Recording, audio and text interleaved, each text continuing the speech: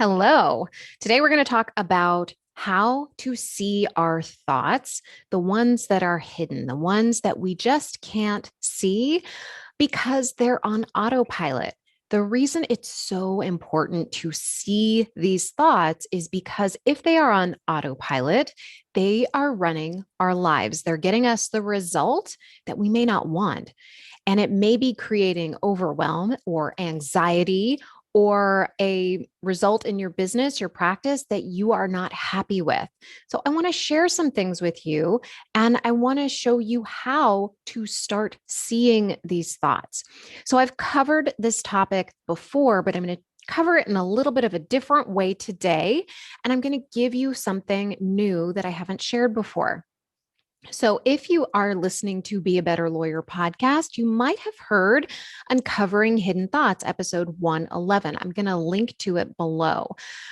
What I want you to get from this is, first of all, listen to episode 111. It is going to have a really good fundamental basis for you to start doing the work on your mind, to start seeing your thoughts, and you can see if you want to keep them or not, because our thoughts are optional.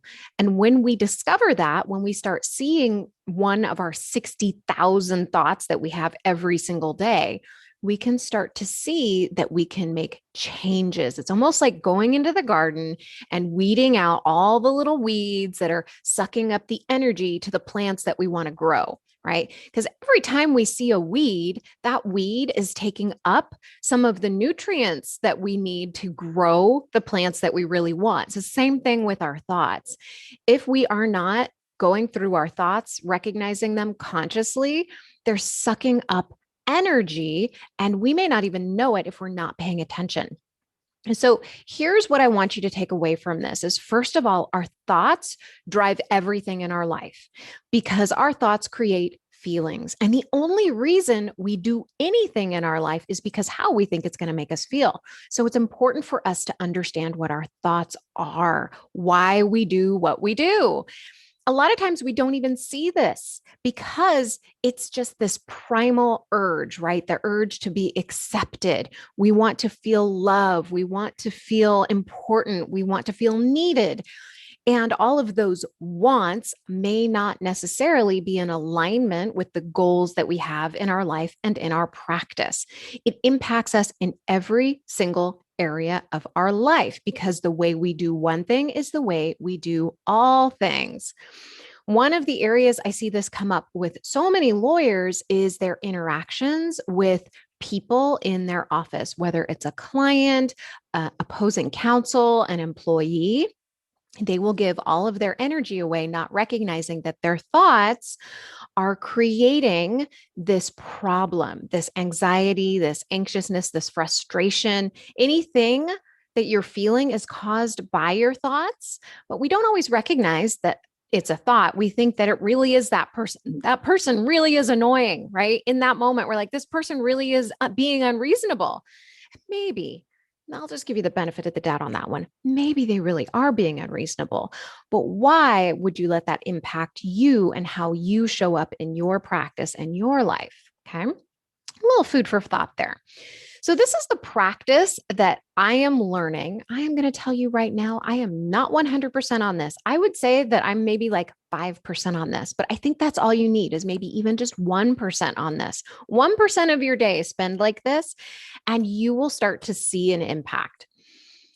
What I want to share with you is a practice of silence. And it's really interesting because it can be fun for you, right? You can pick, and I'm going to show you how I do it and how I think it's really impactful for me.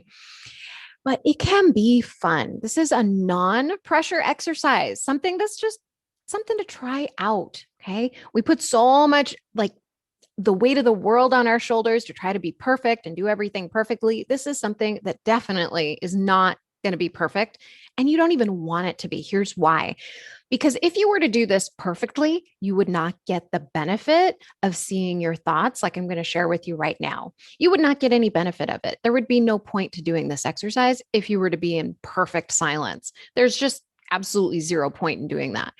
What I want to share with you is how you can just do this little practice to start seeing where your mind is spending energy, where maybe you don't need to be spending it. I'm also going to share another episode of Be a Better Lawyer podcast with you. I think it's episode 164. I'm going to link to it below. Listen to that. It's also going to not only reemphasize what I'm talking about here, but it will also start to help you see some of these thoughts that may be taking up space, like the weeds in the garden that are taking up your energy. Okay, so this is the practice I want to share with you. This practice of silence is a practice of not letting all the little thoughts run in our head. And the reason why it's so impactful is because when we get a small amount of quiet in our head, we start to see the thoughts peek in, right? It's like they're taking little needles and poking it into black paper and shining a light through those little holes, right? We start to see all of the thoughts that normally we don't see because they're running on autopilot. The practice that I am doing is when I take my dog on a walk, I'll pick one little sound, one that maybe is a little hard to hear. Okay. One that's not going to make you anxious or on alert, just one that's really innocuous, something that is, kind of like a cutesy thing. For me, it's listening to the pitter patter of my dog's paws on the cement, in the grass, and just like really trying to hear just the paws. Right. And I can hear him stepping, and then I'll have a thought. I'll hear him stepping and I'll be in it for a minute, maybe 30 seconds, and then I'll hear a thought. And then we start seeing the thoughts that are impacting our feelings. So, for instance, this morning I took my dog on a walk. We were walking, I was listening to his pitter patter, and then I noticed my brain thinking about my house and what it looked like and what my neighbors thought of my house and all of these things, right, going on in my brain. And I started to notice, oh, so that's interesting. Like, so I care about what my neighbors think about my home. I care about what my neighbors think about me. Well, what is it exactly that I care so much about? Like, why is that even taking space in my brain? And for me, it's really easy to just throw that one aside and be like, that one doesn't matter. It's not a big deal. And then go back to listening to my dog's pitter patter of his feet. And I'll listen and I'll listen. And then I'll get another thought in my brain like, oh, I wonder what so and so is doing. And like, oh, it was so strange that they were being so upset at such and such thing that happened. And I can notice some judgment in my brain. I say, oh, that's interesting. So I have some judgment about them. Okay, well, I'll just take a look at that. So the next time I'm interacting with them, just pay attention, that I'm, trying to be more open with them and not so judgmental of them because everybody does something for a reason. Whether or not we believe it is true or not doesn't matter. Everybody else acts because they have their own thoughts, they have their own beliefs about a situation. So it's really just a fun exercise for you to do. You can pick any sound, right? Maybe birds are harder for you to hear. So you listen for the birds or the rustle of the leaves, whatever it is where you're kind of like almost straining to hear. Like, this is the way my teacher described it to me is, let's say you are in the kitchen and, you're trying to hear something, like somebody opening up a door somewhere, and you're struggling to hear it and somebody's talking and you're like, shh, so that way you can hear better. I mean, it's almost that kind of thing when you're listening for these subtle sounds of like the pitter patter of your dog's paws on the cement. So just try this. This is such an impactful practice for any of us, whether we can do it for 10 seconds, 30 seconds, a minute. Try it. And then when you start noticing these thoughts, you probably will get into the thoughts for a little while. And then you'll notice, oh, I'm not listening to my dog's paws anymore. And you'll start listening to the paws again. And then you'll start thinking like, oh, I have so much to do this week. And then you'll start maybe noticing you're feeling a little anxious. And so you can start recognizing, oh, that thought that I'm having that I have so much to do this week, that's creating overwhelm. Oh, interesting. I'm just having a thought. The thought's what's creating the overwhelm. And then you can listen to the pitter patter again. This practice is really impactful if you have anxiety, just to practice this for like 30 seconds.